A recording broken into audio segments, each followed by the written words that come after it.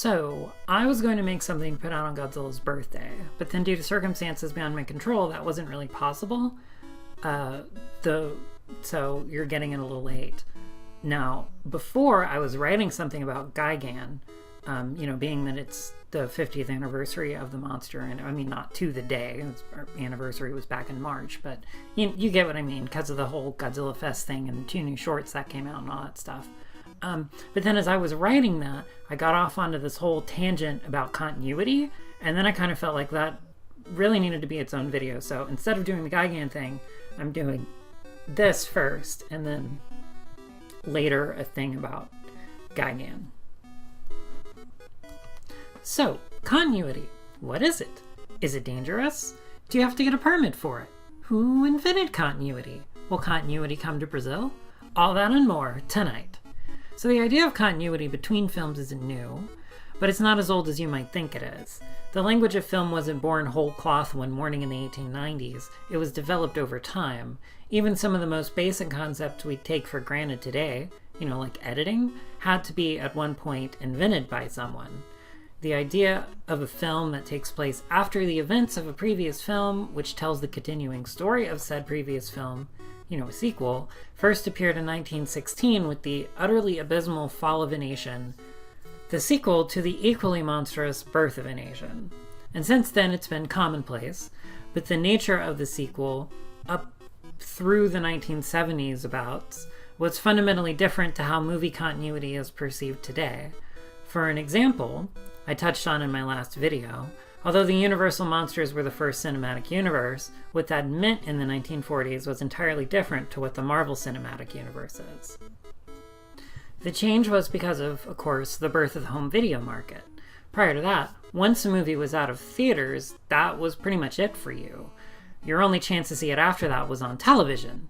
But then television, wasn't controlled by audiences, but by the networks, so you'd have to be in the right place at the right time if a given film was even airing in the first place. This meant that filmmakers, and especially audiences, wouldn't necessarily be privy to everything that happened in the previous films when they came in to see the sequel, let alone minor details like the kind that are scrutinized over today. So the strict continuity of film franchises is a fairly recent idea, at least recent in the history of film. But just like sequels as a concept, the modern version of film continuity plays an important part in the business side of the industry, and so is as much a marketing tool as it is a narrative one. Now, I point out that distinction because it's something very important to remember, especially with regards to this topic. Godzilla is a character, but also a franchise and a brand, and he is still fully under legal ownership of Toho, which means they alone manage the character and his branding. And that is to say, for Toho, Godzilla is a business, and the fictional world of the films they create is an entertainment product they're trying to sell to you. However, the films themselves are created by artists and are works of art. In media criticism, there is this idea of the text. This doesn't specifically mean like written text, but can refer to any body of work taken as a whole. The text exists in and of itself, independent of any of the circumstances around its creation, including the authors, the time it was made in, etc. This isn't to say that those details aren't important or don't deserve consideration, merely that the concept of the text is taken only to refer to the work itself and nothing else. When we talk about these films, we will be taking into account things like authorial intent, as well as publicity materials and marketing by the copyright holders, because those things can enrich our understanding of the films, but, and this is important, so pay attention, they are not a replacement for the text themselves. So when a film uses the language of film to tell us something, we're going to assume that the film is a definitive source on the subject and not what anyone else has to say about it. The films are the films, first and foremost, and we're going to treat them as films with ancillary material as a bonus feature. Now, I'm harping on this mostly because of Godzilla's nature as a tightly controlled corporate entity. So taking something Toho officially stamped their signature on at face value is a very real thing that happens all the time. Additionally, I'm establishing this media criticism 101 stuff because, well, I'm going to try and say this nicely because I don't mean anything negative about it, but it still needs to be said. I got hooked on Godzilla when I was a child. According to legend, I was only 2 years old, though of course I don't remember that. but Godzilla has been a part of me since before my earliest memories. Most other people my age got on board watching Godzilla movies on late night TV, and those before me, like my mom for example, grew up watching the Showa-era films get theatrical releases. Her first was the American dubbed and edited version of Ghidorah the Three-Headed Monster. And to this day, Godzilla has had a hold on children, and the obsession usually gets rooted in people quite young, and several films, most notably the Champion Festival series, were intended to specifically cater to children. Of course, Godzilla isn't ultimately a children's series, it's far more than that, and there are parts of the franchise that I would say are definitely not meant for children at all. And this video isn't really intended for children either, although it doesn't explicitly exclude them. But Godzilla is a big tent monster, and children are an important part of that demographic, and children aren't... well, they don't really have very well developed critical thinking skills yet, and they're also not very media literate either. So I'm hammering home this point in the chance that there are younger people watching, and I need to make the distinction between thinking critically about films and regurgitating facts you've memorized from a wiki article. Now, one last thing we need to cover before continuing. The C word. That's right, canon. What is canon? Well, I'll tell you. Canon is a religious term meaning the text which is considered to represent the truth of a certain belief system as chosen by a religious authority. Canon is important in this context because it makes up the body of a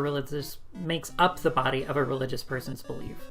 And being that belief constitutes the entire nature of a religion in the first place, it's pretty important that everyone's on the same page about exactly what it is they believe. Canon is not a body of fictional work. Fictional work is fiction! That's right! While religious text doesn't really represent an objective version of reality either, that doesn't really matter because the people who believe in that kind of stuff literally do believe that is the nature of their reality. No one, even the most obsessive Star Wars fan, actually believes that the Star Wars franchise is part of their reality. Like, literally no one. All fiction is fake. It's not real, that's why it's fiction. There is no real version of events of any fictional story ever told throughout history of all mankind. Because none of it has ever happened. You cannot have objectivity on a subject that is 100% make-believe. That's literally not possible. And this isn't just about Godzilla having multiple timelines. This applies to all fictional media. All of it, by its very nature, categorically cannot have a canon. All fictional stories are equally fictional. There is no one correct interpretation. It is all just stuff that we've made up. Please stop using canon this way. It is infuriating. So all that out of the way, let's dig into the films themselves and work out what their continuity is. There's a lot of different ways to subdivide the Godzilla films, but for our purposes, we can break them down almost equally into two periods, the pre- and post-home video periods. The films of the pre-video period were all sequels, more or less, and used the version of film continuity I talked about earlier, while everything after Terror of Mechagodzilla makes a conscious effort to establish a continuity, and actually has something to say about it. The Showa-era films, minus Return of Godzilla, are also part of a cinematic universe, the second one in history, which includes a bunch of other Toho monster and sci-fi films. There is continuity between these films, but as I talked about earlier, it isn't concrete or well-maintained, and there are a lot of inconsistencies. The most glaring of which is the problem with the moon. See, the moon was destroyed by Gorath in the film Gorath, of course. So the film takes place across a couple of years, the latest of which is 1982, which is when the moon gets destroyed. Now, in addition to this spelling certain doom for life on Earth, the moon also reappeared in Destroy All Monsters, and there's now a base on it. Also, it takes place in 1994, after Gorath, so we can't ignore it.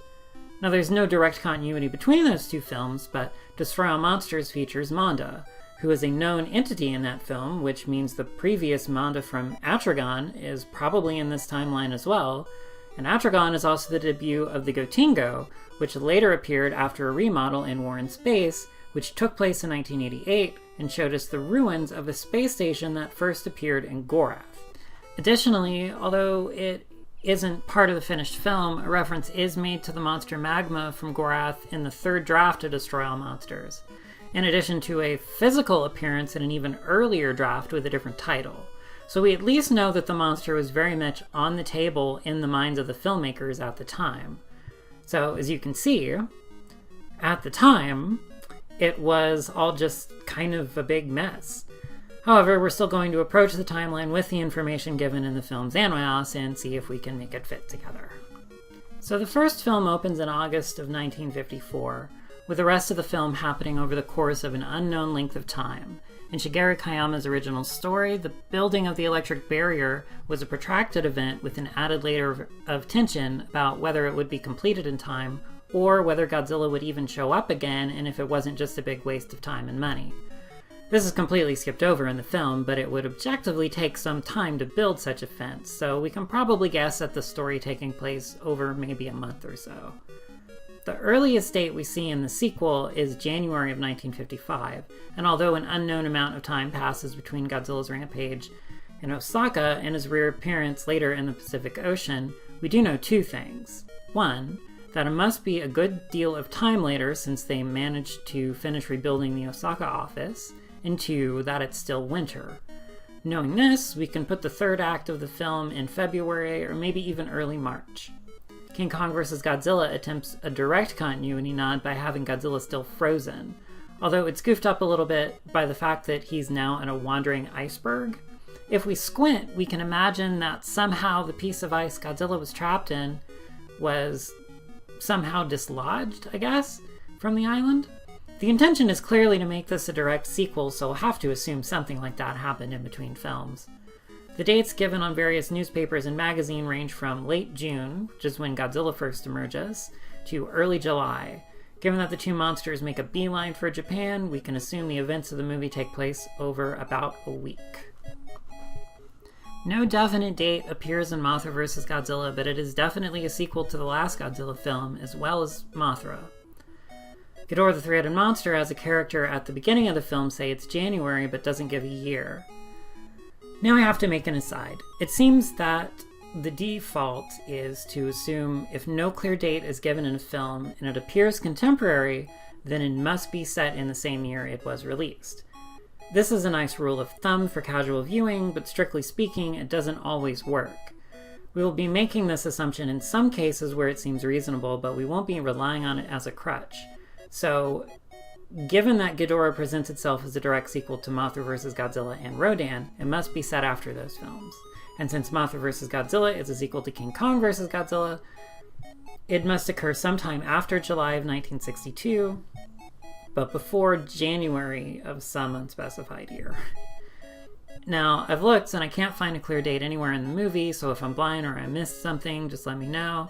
But based off of what we know in Godzilla Raids Again, where the movie premiered in April and has props with the date of January that same year, I think we can use that rule of thumb and set it of January of 1964, with Ghidorah then having to occur the next year in 1965, which fits with Ghidorah's nature as a New Year's film. After this, it gets a little bit more complicated. Monster Zero starts off by telling us it's the year 1960X. That's infuriatingly vague, but we know based on what the Xilians say that it must take place after Ghidorah, so that narrows it down to any time after January 1965 up until the end of 1969. Now in the film, they have far more advanced space technology than in real life, probably as a result of reverse engineering Mysterian technology, but in my mind, there is a clear intention behind the vague date.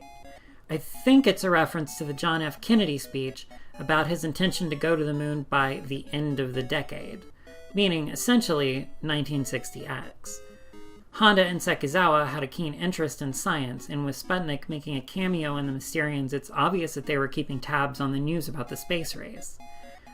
This isn't a definitely known authorial intent, but I think the allusion to real-world events was intentional, and so the intended date of the film was meant to be whatever year in the 60s we eventually landed on the moon, to parallel a pioneering moment in space travel in the real world with one in the fictional world of Godzilla. So that would place Monster Zero in 1969. Sea Monster doesn't present any issues with this interpretation. It's also the first Godzilla movie with no real strong continuity ties to the previous film, which makes it hard to date. The film has a summer vibe to it, and given it was released in the winter, that feels like a choice. The Mothra in this film is an adult, so it doesn't really fit into any time before Ghidorah because the last adult Mothra died, and having it interact with Godzilla before the events of Mothra vs. Godzilla kind of makes that movie not work very well thematically. So it's definitely a new adult Mothra, and judging by the music and the like, it's definitely the 60s, so it's the same Mothra as the baby seen in the previous two Mothra films. The biggest clue is that the Red Bamboo aren't aware of Godzilla's presence on the island. Now, it's entirely possible that Godzilla could have swam into the cave through an underwater tunnel without the Red Bamboo noticing. That is very much like a thing he would do. But another explanation is that he has been hibernating there since before the Red Bamboo arrived to build their base. And if we assume that, then a good deal of time must have passed between Ghidorah and Sea Monster. A year probably works, so setting the film in the summer of '66 sounds pretty plausible to me.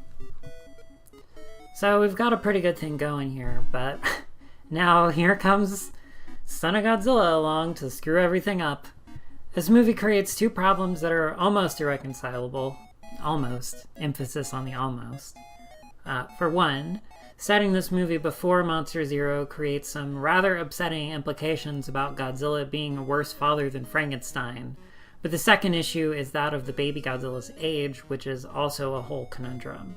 We can't have Monster Zero being after Son, because Son ends with both Godzillas frozen on Solgal Island, and Monster Zero begins with no one on Earth knowing Godzilla's location, which is impossible being that he was frozen and a bunch of scientists from the UN know exactly where he is, and also when he is found, he's not with the baby, implying that it's been abandoned. So that's out. Then there's the issue of Saiko Matsumiya. We know her father had been on the island since 1955, and that she spent most of her life there to the point where she doesn't really have much of a memory of mainland Japan at all. She's very much the jungle girl type. Now, I know it's kind of an iffy practice to go this route, but for the sake of getting our bearings, Beverly Maida was 19 at the time of filming, and if we assume that the character is the same age, that implies the film takes place somewhere between 1969 and 1974. Originally, Kumi Mizuno was going to play the character, so we might say that during the scripting stage the character was meant to be older than 19, but given how later movies in this timeline work out, I think it's really better to say she might actually be playing younger. Maybe 17 or possibly 16, but I won't go younger than that, as that's already pushing a different context to the relationship between her and Goramaki, which, while not explicitly romantic, was definitely not meant to skew closer to a father-daughter relationship. As for the baby Godzilla, well, we'll get to that in a bit. Destroy All Monsters doesn't give a specific time, it just mentions taking place at the end of the 20th century, so like the 1990s. And while it didn't appear in the film, newspaper props made for it used the year 1999, and while there's no documentation of this that I'm aware of, I suspect it also probably said Showa 79. Both of the English dubs say 1999, but if we're easing outside sources, I prefer to keep the sources closer to the finished film. The film takes place several decades into the future, at the very least, so there's no direct continuity to previous films, but the intent is definitely that this is the future of the world of the Toho monster movies, including Godzilla, which in addition to Rodan and Mothra also brings over 4 new monsters that had previously debuted in non-Godzilla movies, making it the biggest crossover of this vintage version of a cinematic universe. Because of this, it also introduces a bunch of fun new weird continuity issues, like the one about Gorath I mentioned before. A lot of these are kind of hand-waved away by deciding that the Varan, Manda, Baragon, and Gorosaurus of Destroy All Monsters are the second-generation version of each. However, by far the largest problem in this movie is the presence of Minya. Now, in Son of Godzilla, the baby Godzilla wasn't ever named. It was just called Baby Godzilla, or sometimes just Godzilla. It wasn't until during the marketing of the film that a contest was held to name the baby, and the name they settled on was, of course, Minya. And that's all well and good, but even if we assume the extremes about Son of Godzilla and Destroy All Monsters, with Son in 1974 and Destroy All Monsters in 1994, it's still a gap of like 20 years. And yet the Minya that appears in Destroy All Monsters hasn't aged a day. There's not a single animal on Earth that ages that slowly. There is absolutely no way in hell that that is the same Minya in both films. In short, according to the text, Minya isn't even the name of the baby Godzilla from Son at all. That's specifically the one from Destroy All Monsters. This also implies that the adult Godzilla in Destroy All Monsters is the same as the baby from Son of Godzilla. This isn't the only possibility. It could be the second generation Godzilla. But if it was, that would mean that the baby died somehow. Otherwise, it would be on Monsterland with the other two. It seems much safer to assume that this is the adult baby, and that the second generation Godzilla died somehow. How in the world you kill a Godzilla off screen, I have no clue, but they didn't show us how that one baby Mothra died either, so it's not without precedent. All Monsters Attack is the first movie that doesn't appear to assume that any of the other movies actually happened. Ichiro is well aware of the monsters, but nothing in the story carries on from any previous entry. And more importantly, the monsters only ever appear in dream sequences. This has led to the interpretation that this film doesn't take place in the Tohoverse at all, but rather the real world, or a fictional approximation of the real world, where the Godzilla movies are just movies. This is pretty strongly supported in the text in the way that the characters talk about the monsters and their existence. The biggest piece of evidence for this, I believe, is the scene towards the end where Shinpei fields questions from reporters while Ichiro runs off. He mentions that to the children of today, monsters are like a form of personal kami, something the reporters are bemused by but seem to understand. In a world where Godzilla and other monsters are completely real and responsible for countless deaths over the years, an old man telling a bunch of reporters that a little kid thinks of Godzilla as a household god? That would not be the reaction. So I fully accept this idea, although ultimately, because none of the monsters show up outside of the dream world, it doesn't really impact the rest of the series much either way. I think we can place this one in 1969 without any issue. Godzilla vs. Hedorah also doesn't really connect to any previous film, at least directly, but none of the monsters appear in dream sequences, and given that this is the period of pre-home video continuity, we can probably assume that this was just supposed to be another sequel, and nothing in the film really gives us any reason to doubt that. Also, at the time, the audience would have no reason to think that it wasn't, so we're just going to assume that it is. However, the characterization of Godzilla in this movie is off. When we last saw the second generation Godzilla, he had transitioned from cynical misanthrope to begrudging Earth defender. He wasn't going out of his way to attack Japan anymore, but he also wasn't really making a beeline to help people either. Between Ghidorah, Sea Monster, and Monster Zero, Godzilla served as a kind of reluctant anti-hero of sorts. But with Hedorah, we see the character completely shift into the superhero persona of the Champion Festival series. This could just be another bit of character growth, but we're going to get back to that later. And I'm also going to put a pin in the time period of this film, although it does make itself extremely clear that it is a very contemporary early 70s movie. Gigan doesn't give us a year, but again, it's really obviously the early 70s. However, this movie does have some interesting continuity nods in it. The big one is the existence of Monster Island. Now, in Son of Godzilla, Sol-Gel was called by the characters and in publicity materials, including the title of the film, Monster Island. However, it's definitely not the same location as Monsterland because it isn't in the Ogasawara Islands. One way to reconcile this is that Sol-Gel Island was once Monster Island, but for one reason or another, the location of the monsters was moved. The two Godzillas were the only apparent monsters left on Sol-Gel at the end of Son of Godzilla, and Godzillas are amphibious and migratory, so it doesn't really seem like they'd choose to stay in one place. But then again, up until this point, we'd never seen a Godzilla with a child before, so maybe they settle down for a while when that happens. Now we know that another Kumonga exists. We see it in Destroy All Monsters. But the stock footage of Gigan shows us another Kamacuras as well, which, assuming that that footage represents the monsters of Monster Island as they exist during the time of the film, would mean that a fourth Kamacuras existed that we'd never seen before and that at some point died off screen. Which is kind of an odd addition to the timeline, but okay. It also shows a baby Mothra. But since the last Mothra we saw when it was an adult, that would make this a new Mothra altogether. And that's fine, but this film was produced after Destroy All Monsters, so we definitely know that the Mothra we see about 20 years into the future is also a baby. There have been instances of adult Mothras living for long periods of time, but not the babies, and as I've already said, no real animal ages that slowly.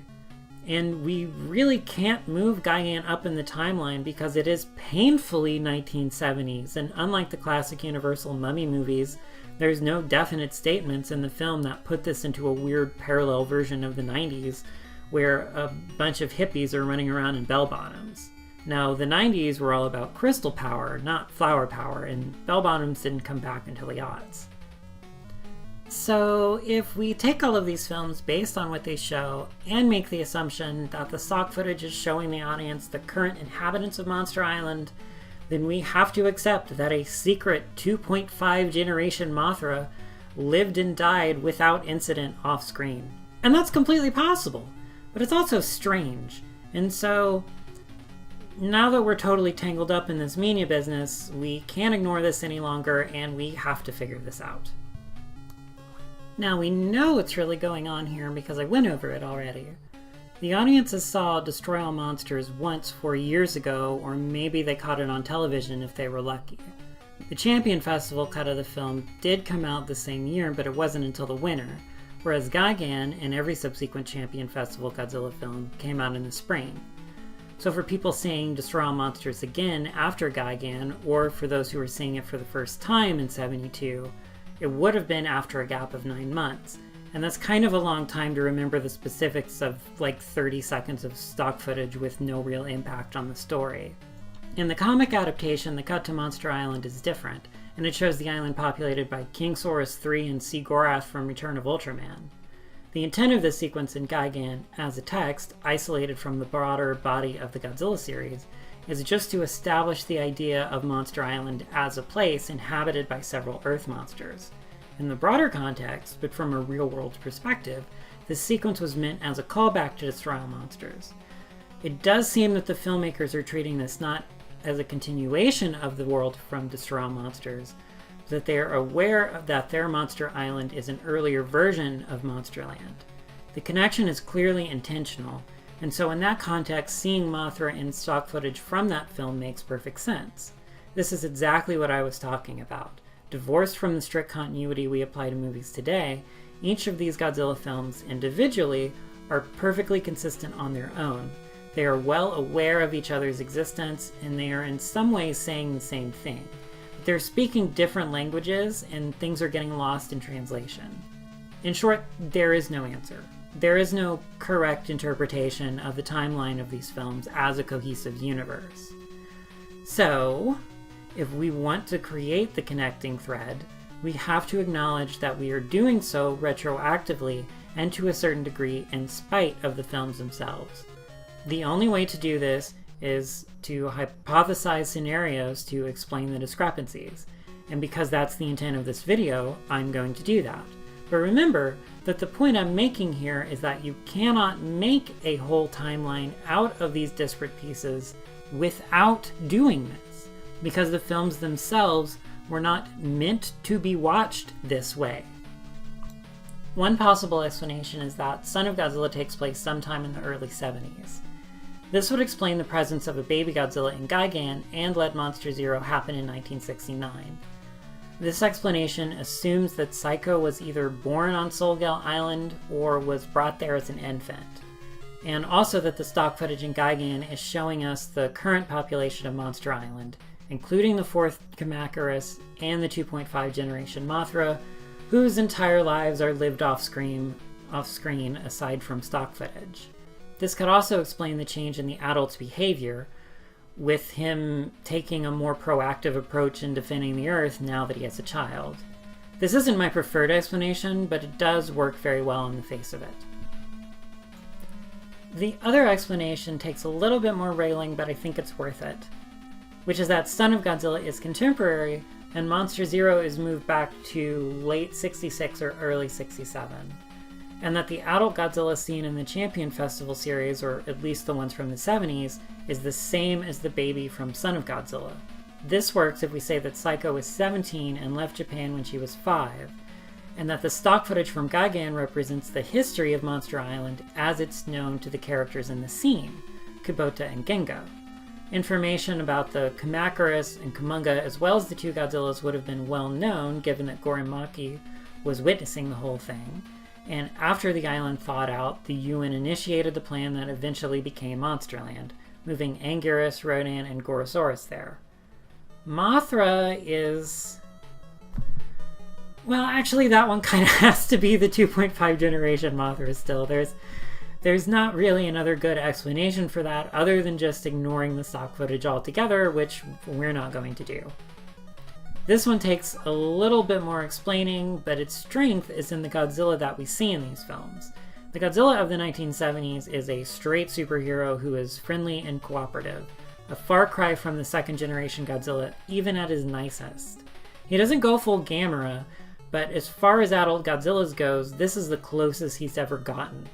To my mind, awkwardly explaining inconsistencies in the timeline is just a part of the nature of this exercise in the first place, and it's more important to maintain the integrity of the character than of the slapdash nonsense that passed for continuity in the Showa era. And if we go with the other hypothesis, then we're saying that the adult Godzilla in Son and Gigan are separate by something like a year, and those two Godzillas do not behave the same. The evolution of a monster raised by the begrudging Earth Defender to go full-on superhero is a much more natural evolution of the character.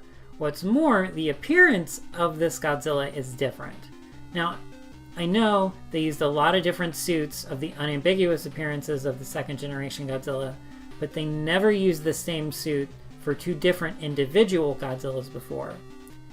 Given that the only way the Destroy All Monsters Godzilla is the second generation one is if the baby died, which I don't think is an appropriate interpretation given the tone of these films, the Soshinkeki Godzilla suit represents the grown-up son of Godzilla, and given the aforementioned personality of the Godzilla portrayed by the same suit in Hedorah and Gigan, the most consistent explanation in terms of characterization is to say that they're one and the same.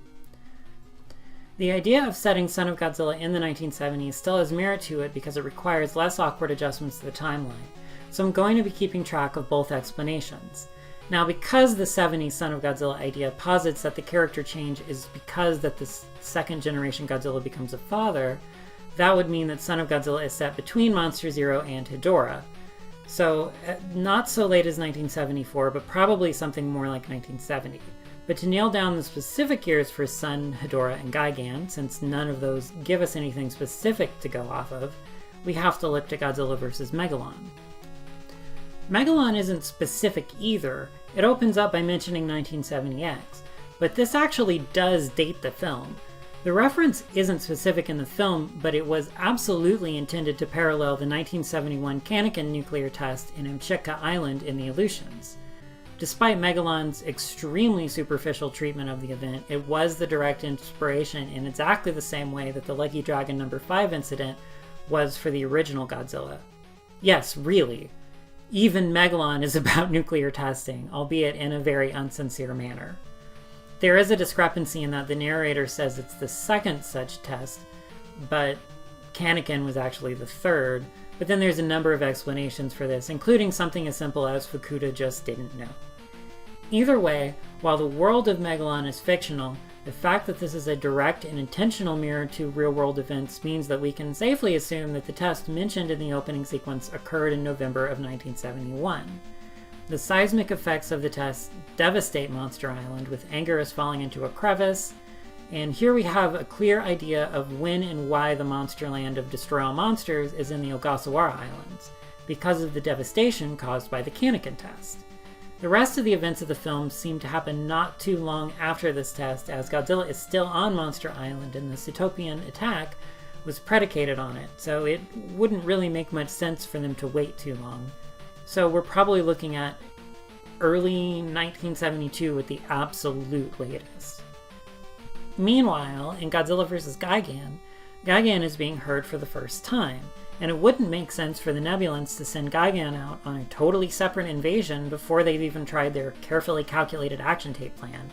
And Monster Island hasn't been destroyed yet, so Gigan would then take place in 1971, sometime before the Kaneken test. And there's no direct connection between Hedorah and Gigan, but there is an inferred one. When Dr. Yano is hypothesizing on the origin of Hedorah, we're shown a slideshow of various space photographs, which holds on the image of the Horsehead Nebula as he describes the possible conditions of the planet Hedorah came from. It just so happens that those conditions match those described by the Nebulans of their homeworld, the implication being that Hedorah was accidentally introduced to Earth when the Nebulans arrived, kind of like plague rats on a ship, something like an invasive species. Furthermore, the fact that they're from a place that they call M Space Hunter Nebula is also pretty suggestive as well. This actually enhances both films by bringing attention to the theme of Earth inexorably becoming the kind of polluted wasteland that the Nebulans thrive in, showing an example of how something that evolved in that environment thrives on Earth in the current day. As for when Hedorah takes place, since Hedorah wouldn't have had much of a plan, it probably started attacking ships as soon as it was able to, so not long after the Nebulans first arrived on Earth. Given that Gengo and Shosaku discover the truth about Fumio and Kubota on the anniversary of their death, gives us that time frame. So this nails down Sun and Hedorah in 1970, presumably with Sun in the summer and Hedorah in the fall, Gigan 1 year later in the fall of 1971, and then Megalon in either December 1971 or possibly early 1972. This would mean that the baby Godzilla is only a little over a year old in Gigan, which is a pretty easy pill to swallow, especially accepting the limitations of the time with having to use stock footage. And that's it, really. There aren't any hard dates I'm aware of for the Showa Mechagodzilla films, but allowing for the events of Zone Fighter to happen, it's perfectly reasonable to say they're both contemporary, with Godzilla vs. Mechagodzilla happening sometime in 1974 and Terror of Mechagodzilla in 1975. The former features the return of Anguirus far away from any Monster Island, so that seems to be a continuation of when we last saw them in Megalon, and then of course Terror is a direct sequel, so after untangling the whole situation with Minya, everything seems to fall into place. So, to recap, the first 15 Godzilla films of the pre-home video period can be fit into 3 possible timelines, one of which would be something like the real world, where all of the films are films and are released in the same order that they were in our universe, with All Monsters Attack being the only film in that universe that really happens. The other 2 are possible interpretations of how to make sense out of all the continuity issues created by Son of Godzilla, Destroy All Monsters, and to a degree Godzilla vs. Gigan. In both, all of the films up until Ghidorah the Three-Headed Monster occur in the same order that they were released, with all but Ghidorah occurring in the same year they were released as well, and are then followed by Sea Monster, which occurs in '66. In one, we have Monster Zero occur in 1969, followed by Son of Godzilla in 1970, with the 70s films following in the same order as released, but with Hedorah, Gigan, and Megalon happening in the year prior to their release. Then the 2 Mechagodzilla films in the same year as their release. In this version of the timeline, the 70s Godzilla is the second generation Godzilla, with the adult version of the baby from Son of Godzilla not appearing until Destroy All Monsters. In the other timeline, all of the films occur in the same order, with the only difference being that Monster Zero and Son of Godzilla are moved back to 1967, allowing a few years for the baby to mature into the adult Godzilla we see in the 70s films, explaining the complete tonal shift in his character. However, these are by no means the only possible interpretation of these films. They are, as I've said multiple times now, not subject to the same kind of rigorous continuity that exists today. And there are many holes in the story when taken together as a whole that can't be filled in by just what we see in the films. And so the task of reconciling that is left to the audience. These two timelines are only my attempt at doing that, and doubtless many others have their own take. One in particular that I think is interesting is that the adult son from Son is definitely in the 70s films, but only in the ones that use the Meguro suit, for example. So yeah, that's it for part 1. The next part will, even though it has one more film than this one covered, I think it'll actually be a little bit easier, because that's the era where the writers actually cared about continuity and put in effort to connect them, because they knew that audiences at home could watch them on tape and on disc or on streaming services and connect all the dots and all that sort of thing. It's definitely not going to be as cut and dry as you might think. There are some interesting tangles to it, but that's it for now.